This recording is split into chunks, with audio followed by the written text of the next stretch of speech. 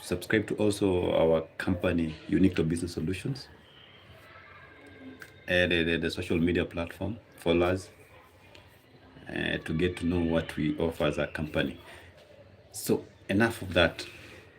Let's come back. Yesterday I saw on the news that our president Ruto gave a visit to his predecessor, and that's a calculated move. I think he's trying to find a way to solicit support from the mountain, the support that he knows that he's lost it. So he's trying to find a way to consolidate that support. But I don't think when you see Rumbles himself is after something, because he's opportunist. He's a schemer. So exactly, the moves are informed. In fact, he knows exactly what he's doing. He's trying to find a way to get the support that he knows he has lost, and based on the turn of events, banking on the direction ways like of our brothers from the lake, the support from there is 50-50. So he's trying to like he's trying to go back to the mountain, so that at least he can get a few votes from there, and then just try to get some from all the parts and consolidate all that to give him a win. But people are smart. We have tolerated this nonsense for a very long time, and he's one of a person who, when you see him paying you a visit, there's something behind it. He doesn't just wake up and then he's not the guy to just to make friendship without benefit. Yes, and that's the more reason he had to pay him a visit. It's a calculated move. It's purposely for 2027. But I know I totally had, but I don't. those predictions are just made on selfish acts, because he still want to get support from the government, protection and all that stuff. So he has to just praise the government, because that's the order of the day. Just previously or recently, we saw some of the opposition leaders, when they joined the government, when they're given the position they hold now, they started praising the government. So it's just normal for politicians. It's all about interest. That's what they say. So if you see someone trying to create friendship with you, it's just pegged on what he intends to get from you. So the friendship, it wasn't just about what is affecting this country. It was just about what affects him. And focusing on 2027 election. It's just all about him. It's not all about us. Whatever things they say, they discuss, I don't think if at all that's the direction their discussion took.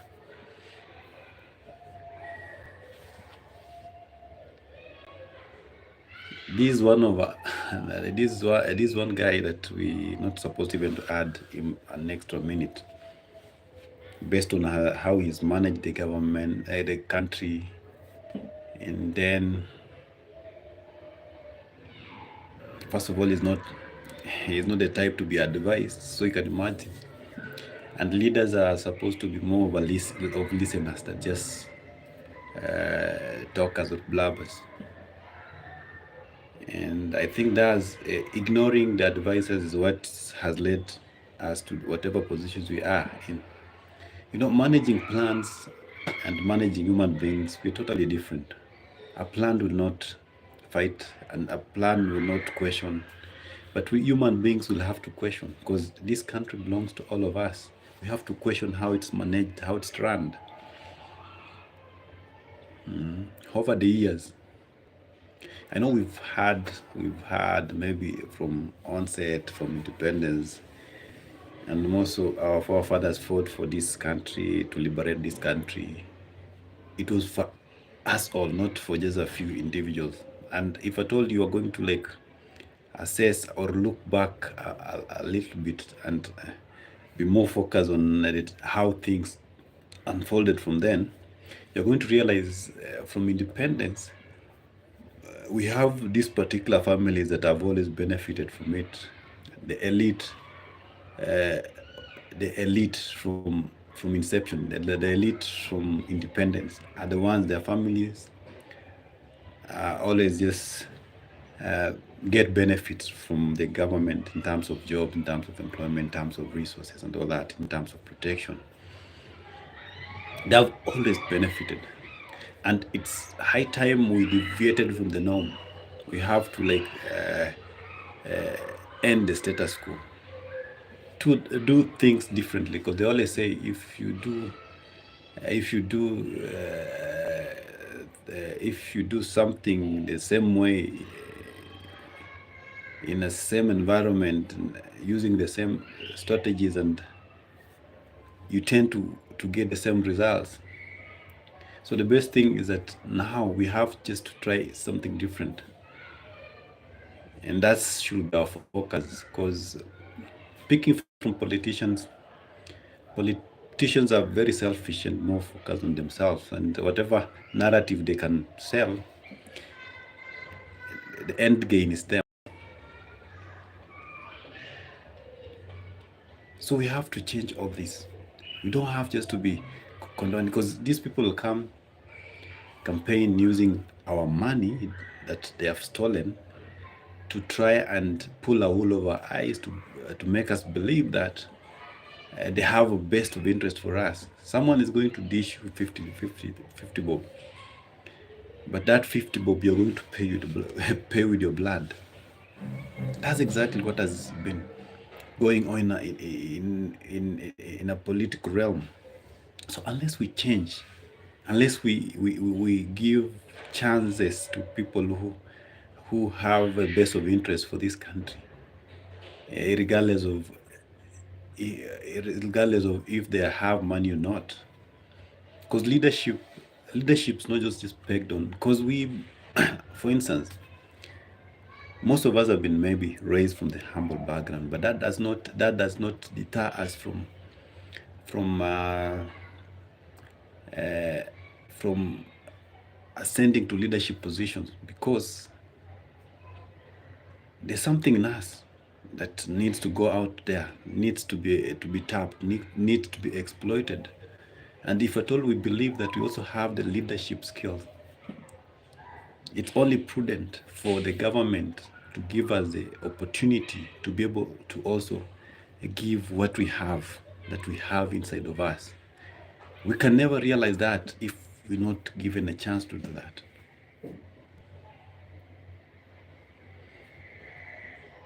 Leadership is inborn. And if someone, like for instance, because when we base the history of this country, it's as if a particular family possesses the mantle for leadership, but that's not the case. The fact that a father was leader, the president of the leader, is not that does not automatically mean that the child possesses the same. And that's the mentality that we have had over time, that has always affected us. So unless we deviate from that, leadership, God picks whoever he picked. He picked Saul from a different family, David from a different family. So leadership, we have the chosen few, people who have been born with that leadership skills. Regardless of where you're born, you are supposed to be given the opportunity to, even if you don't have resources or not. Because resources are not going to run the government. You are, as an individual, the one going to run the government. So unless you're given the opportunity to be able to dispense, to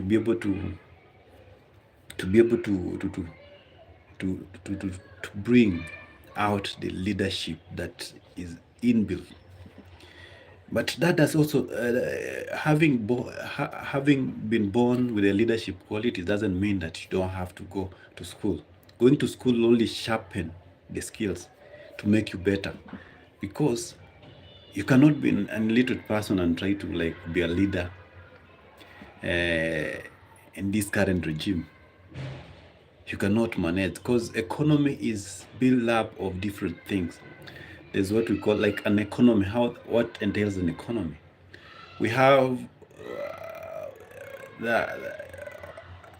an economy is like a system.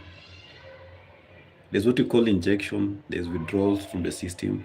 There's also saving, investment, import, export. All those things like import and export should balance for an economy to at least be doing well. But if at some point we are going to be importing more than we're exporting, that's what we call, leads to what we call trade deficit, in that whatever that is going out as compared to what is coming in, what's coming in is less than what is going out. And even that will even also affects the dollar, because if we indulge in international trade, we are engaged most, because the dollar is used as a medium of exchange. If you want to buy products anywhere, the international accepted currency is the dollar. So definitely you have to convert your shilling into dollar before you buy something. So if at all now you're importing more than you're exporting, that means you are spending a lot of dollars, and in your reserve, whatever you have in your reserve, you are consuming it. So at some point you're going to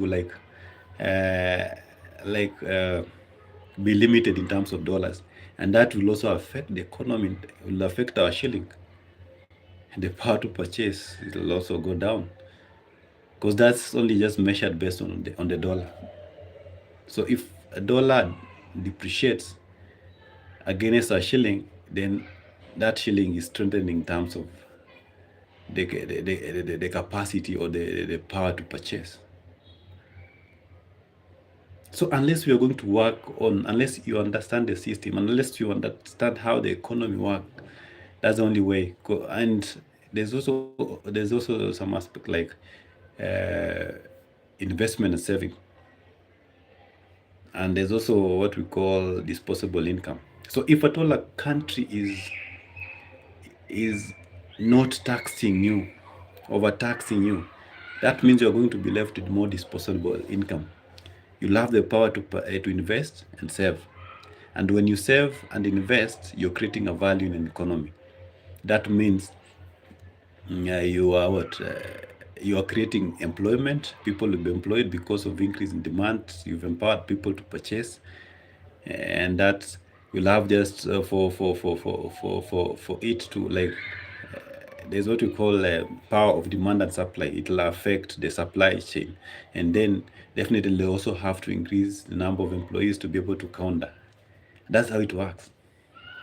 And there's also injection and withdrawals. So assuming we have leaders who are stealing from this country and investing outside the country, those are leakages from the system, because they're not going to come back. And that affects the economy negatively. And that's exactly what's happening. Most of our leaders are stealing from this country, investing outside. So it's lemming the system. That has a very long-term effect. That's money going out that will never be recovered.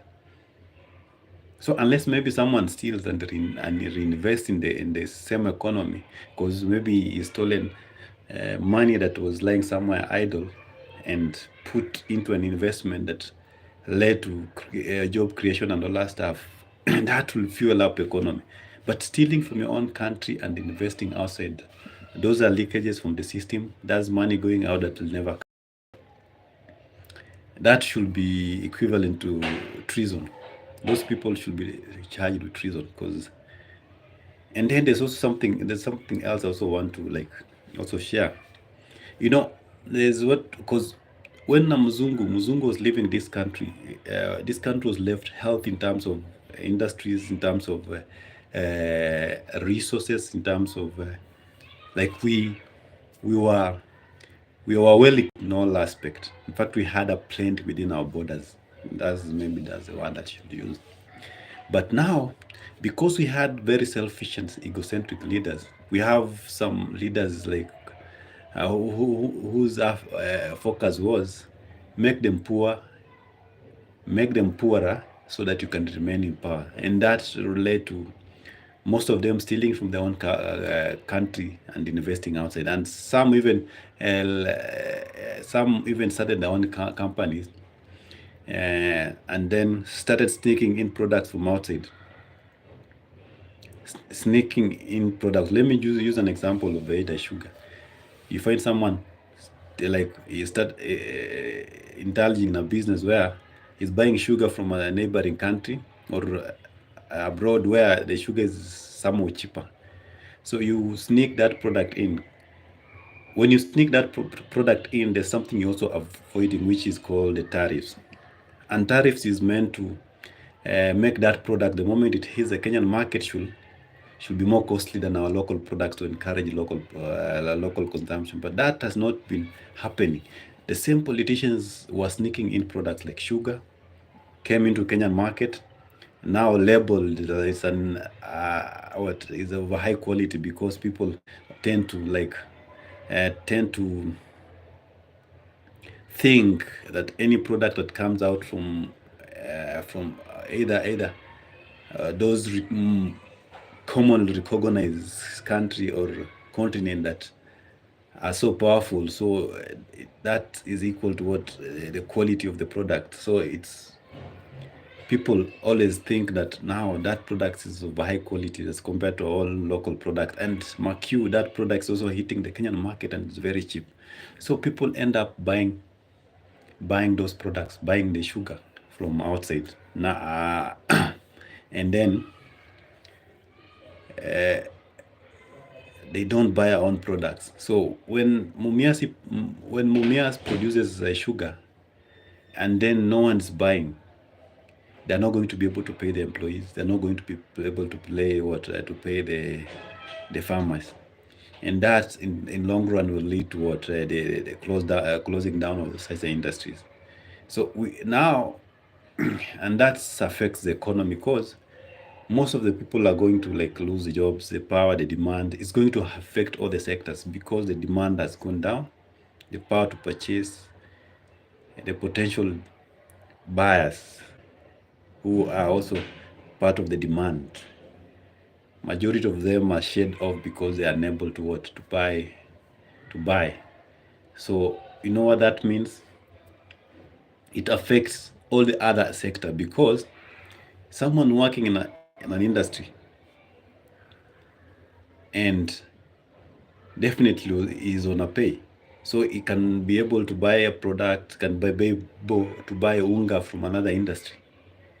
So if this person loses a job, so that means the industry that produces unga will also have to cut down on the employees, because the supply of the products have surpassed the demand. So most of it will go to waste. So they also have to like cut down in terms of production, and that's going to affect almost all the sector. And in the long run, most of them are going to close down because they cannot survive. So you see how some decisions can really affect the country. And more recently, we also had the same government, this government, when they were trying to like force the taxes, the tax proposal there, they were proposing on us. You see how they try to defend themselves. They say now they are not going to to tax the locally produced products, not forgetting that this country is no longer now producing. We are importing almost everything, and they're also purporting that now they are going to increase increase the taxes on the imports to encourage local consumption. Where were they? Because that is enshrined in the law. All the tax, the tariff is meant to do that. That's not something new that is being introduced yesterday. That has been that's there. So for them to try to like trick, try to like sell us all those lies. We know, we are fully aware, we are cognizant of of, of the laws of this country. So they were trying to sell that narrative only just to defend what they wanted to implement. So you can imagine uh, how how how how how cunning this government is. So you see how this country has been affected. Has been affected. I can't really say that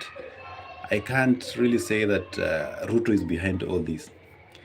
This country, where the rain started beating us, is from independence, from the first president, Kenyatta. He came, grabbed, brought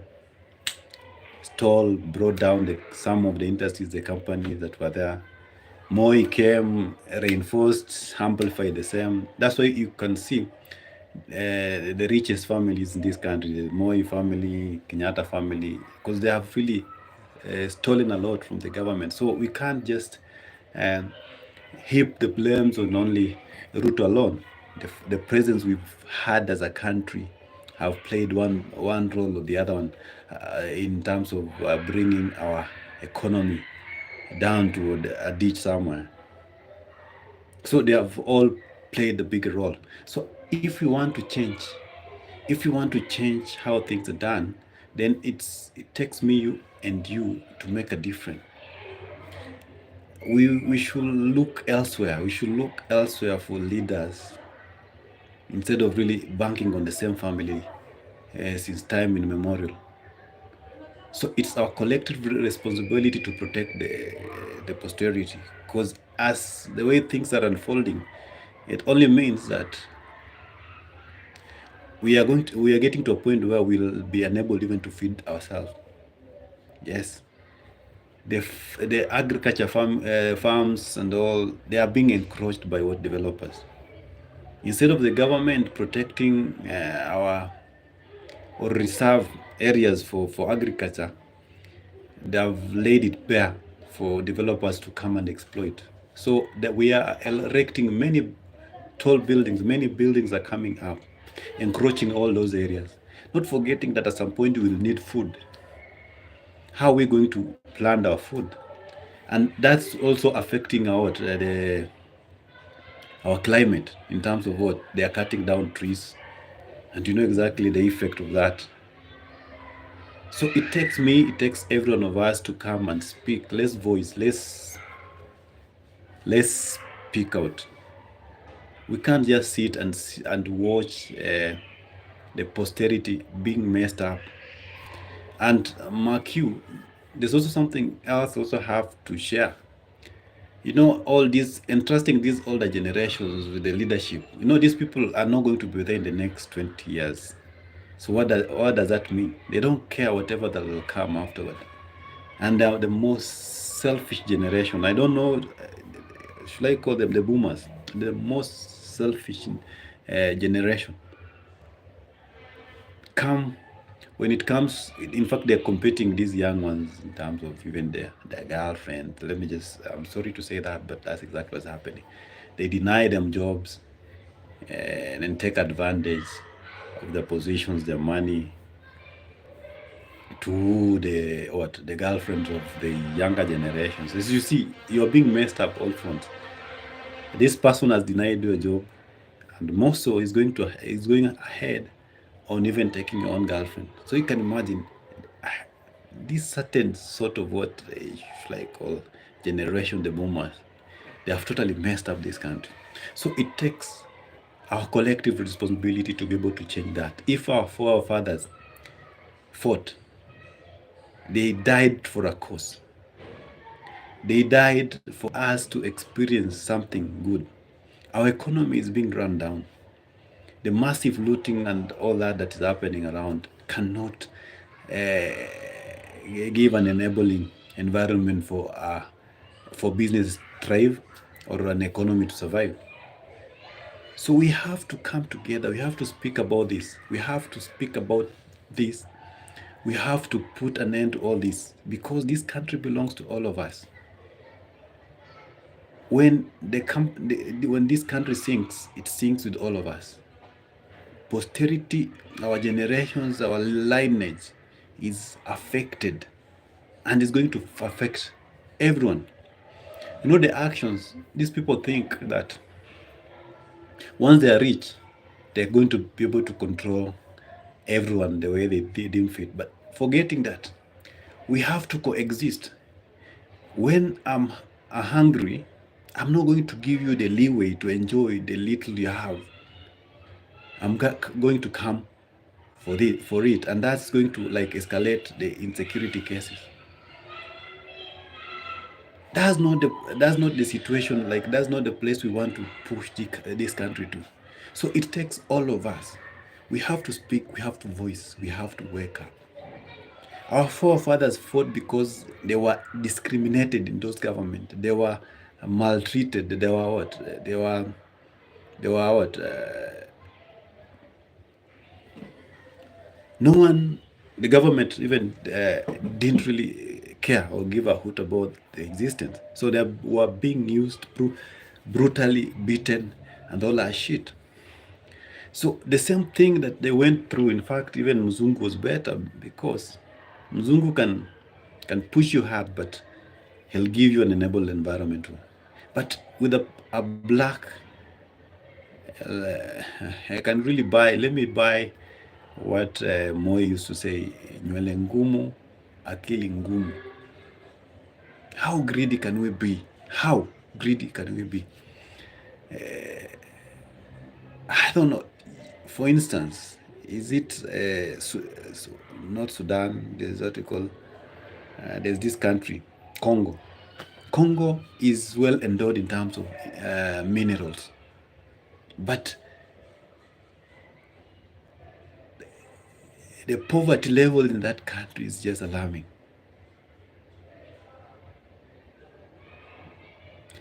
For how long are we going to tolerate this? For how long? For how long are we going to live miserable in our own country? For how long? We are led by leaders who really treasure the foreigners more than us. You're mistreated in your own country. You are maltreated in your own country. You can imagine. This is absurd. This is so painful. And we keep on seeing them on televisions with all those gimmicks, trying to pull a wool over our eyes. Wanasemanga, mujinga akierevuka, mwerevu hutabani. And this is the time. This is the time when we are going to change everything. Change is inevitable. Change is inevitable. Even if you're going to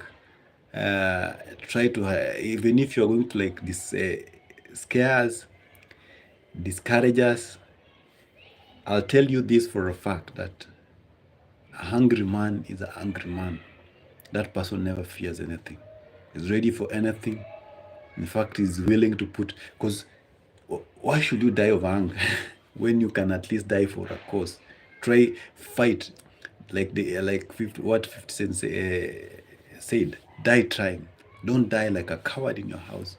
Wake up, let's come together, let's unite, let's fight as one unit. It's no longer about which tribe you come from. We only have two tribes in this country, the rich and the poor. Rich take advantage. They have used they have capitalized on the divisions amongst us, the Sachua. So they take advantage of that to be able to sell tribalism and all that stuff, just for their own personal gain. Yeah. Sometimes I'm appalled. I'm surprised, shocked how these people always switch camps. They switch camp because of the benefits they intend to derive. So it takes me, you, and each and every one of us to bring change to this country. Let's do it.